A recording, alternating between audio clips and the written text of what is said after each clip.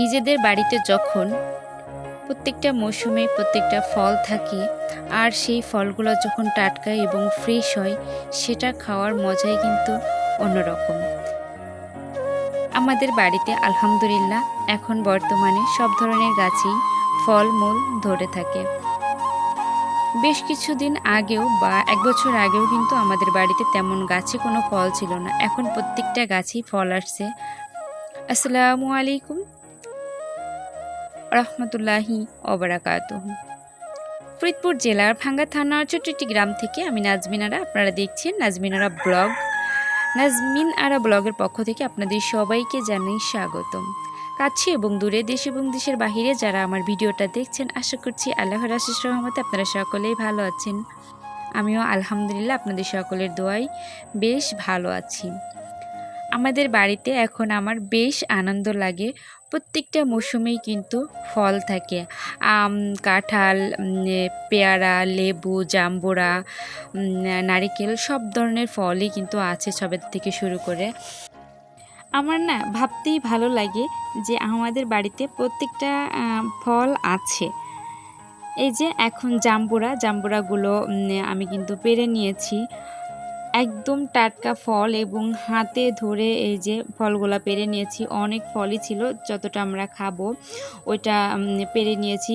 এখান থেকে কাউকে কিছু দিব, যারে যারে দেওয়ার। এখানে কিন্তু অনেকগুলো লেবুও আছে। এটাও কিন্তু নিজেদের গাছের। এই যে নারকেলগুলা এখন পাড়া হয়েছে এবং এগুলা ছোলা হচ্ছে, এগুলাও কিন্তু আমাদের নিজেদের গাছের। আসলে যখন নিজেদের গাছের ফল সবজি খাওয়া হয় বা নিজেদের বাড়িতে কোনো কিছু থাকে, সেটা না অনেক আনন্দ লাগে, অনেক ভালো লাগা কাজ করে মনের ভিতরে। তো বাবা কিন্তু নারকেলগুলা পাড়ছে অনেক সময় ধরে, পাড়ছে। নারকেল গাছ বেশ উঁচু, ওঠাও যায় না, আবার হাত দিয়েও পারা যায় না, তবে কোটা বানাইয়া ওইটা দিয়ে পেরে নেওয়া হয়েছে। এখন ওইগুলো সুন্দর করে ছুলে নেওয়া হচ্ছে। এগুলা পাঠানো হবে, আমাদের বাড়িতে যেটা রাখা সেটা রেখে দেওয়া হবে। এবং দুইটা আপু আছে, মানে আমার দুইটা ননদ আছে বড়, ওই আপুদেরকে দেওয়া হবে। আসলে আমরা মেয়েরা বাবার বাড়ি থেকে আসার পরে কিন্তু আমাদেরকে আর গণনা করা হয় না, তবে আমি মনে করি এই বিষয়টা মাথায় রাখা উচিত। বাড়ির ফল সবাই কিন্তু অংশীদার, আর তাদেরকে দেয়া খাওয়াই ভালো, কারণ এটার প্রতি তাদেরও কিন্তু হক আছে। যদিও আমি একা, এই বিষয়গুলো আমার বিবেচনা করতে হয় বা মাথায় রাখতে হয় যে আমাকে 5 জনকে দিয়ে তারপরে খেতে হবে, এতে আমার থাকুক বা না থাকুক। তো আলহামদুলিল্লাহ আমার বড় 2 জন আপু, ওনারা বেশ ভালো মনের মানুষ, আর ওনাদেরকেও কিন্তু সবসময় দেওয়ার চেষ্টা করি। আর এইগুলা কিন্তু আপুদেরকেই দেওয়া হবে, আর আমাদেরগুলা রেখে দেওয়া আছে, ওগুলো আমরা পরে নিব। আর এই ফল মূল এগুলা কিন্তু আপুদেরকে দিয়ে দেওয়া হবে। বৃষ্টির কারণে বেশ কিছু মরিচ গাছ এই যে মারা গেছে, তবে মরিচের গাছে কিন্তু মরিচ ছিল। আপনারা যদি একটু লক্ষ্য করেন তাহলে দেখতে পাবেন বেশ মরিচ ছিল। এই যে বাঁশের ঝাড়টা, এই ঝাড়টার সাইডে যে মুরগিগুলো আসে না, ওই মুরগিগুলা কিন্তু ওই শিয়ালে বা বেজি এগুলাতে নিয়ে যায়। বৃষ্টির কারণে এই মরিচগুলাও যেমন মারা গেছে, আর মুরগিগুলাও ওই গড়িয়াল বেজি এইগুলাতে খেয়ে ফেলেছে। অনেকগুলা মুরগি এভাবে নিয়ে গেছে, এই মানে নিয়েই পানির মধ্যে বাঁশের ঝোড়ের ভিতরে চলে যায়। এই যে পানি দেখছেন, এই পানির সাইড দিয়া বাঁশের ঝোড়ের ভিতর দিয়ে ওরা চলে যায়, আর ওদেরকে আনা যায় না। যেটা যায় সেটা তো চলেই যায়। কি যে একটা অবস্থা। যাই হোক, দুঃখের পরেই কিন্তু সুখ আসে, এটাই কিন্তু মানুষের জীবন। বৃষ্টির কারণে যেমন ক্ষয়ক্ষতি হয় তেমন কিন্তু ভালোও লাগে। বৃষ্টি কিন্তু আল্লাহর রহমত ছাড়া হয় না। যেমন ক্ষতি হয়েছে তেমন কিন্তু আনন্দও আছে। এখানে কিন্তু বেশ শাপলা ফুল ফুটবে, তারই পাতা ছাড়ছে, শাপলা ফুলের পাতা ছাড়ছে। আবার বৃষ্টি কিন্তু বেশ মাছ ধরা হয়েছে, খাওয়া হয়েছে।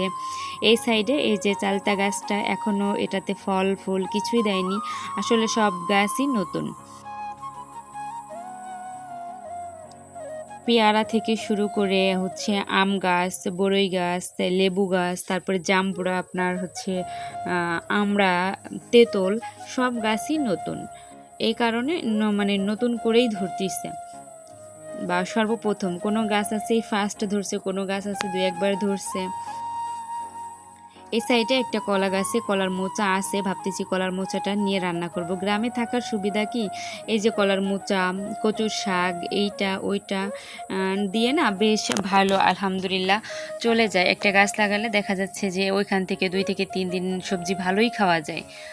শুধু 2 থেকে 3 দিন না, নিজেরা খাওয়া যায় নিজেদের ইচ্ছে মতো, আবার একজনকে দেওয়াও যায়। কিছুদিন আগে সম্ভবত আমি 20 দিন আগে এই কচুর গাছগুলা মুখী টাইপের যেগুলো ছড়া ছিল ওই ছড়াগুলো আমি লাগাই রাখছিলাম। আলহামদুলিল্লাহ 4টা গাছ লাগাইছিলাম, 4টা গাছেই পাতা ছাড়ছে। এগুলো কিন্তু এখন খাওয়ার উপযুক্ত হয়ে গেছে। চাইলে আমি এখান থেকে কচুর ডাইগো নিয়ে আমি রান্না করতে পারবো।